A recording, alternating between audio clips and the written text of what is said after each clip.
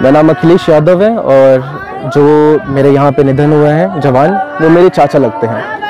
और मेरा नाम उनका राकेश यादव था, राकेश सिंह यादव, और वो देहरादून में स्थित अपनी पोस्टिंग पर थे। कौन से पद?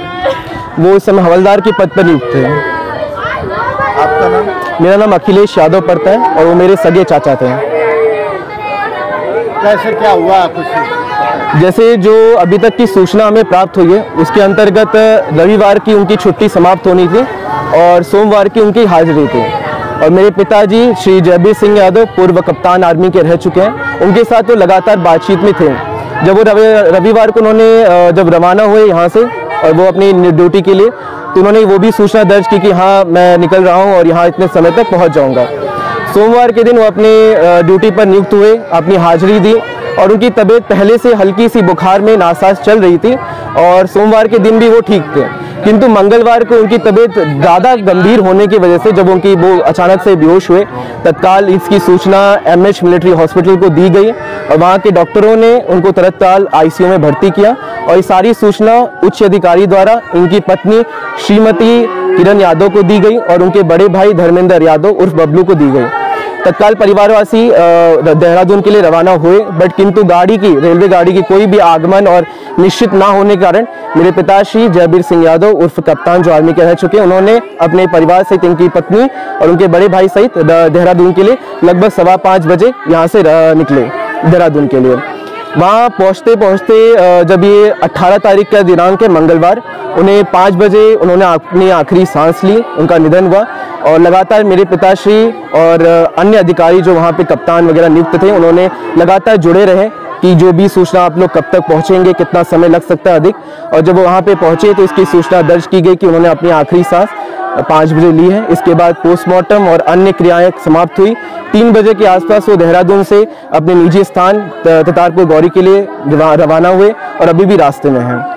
अब तो उनसे बहुत अच्छे से मिले भी? जी, वो बहुत ज़्यादा ही हमारे साथ, मेरे साथ, मेरे परिवार के साथ, सभी के साथ बहुत ही, मतलब वो ऐसे अच्छे इंसान थे कि अगर दूर भी अगर कोई बोल दे कि हाँ इससे अच्छा इंसान कोई नहीं मिलेगा, ना किसी के साथ बैर, ना कोई ऐसा, बहुत अच्छा व्यवहार था उनका, बहुत अच्छे नेक दिल इंसान थे।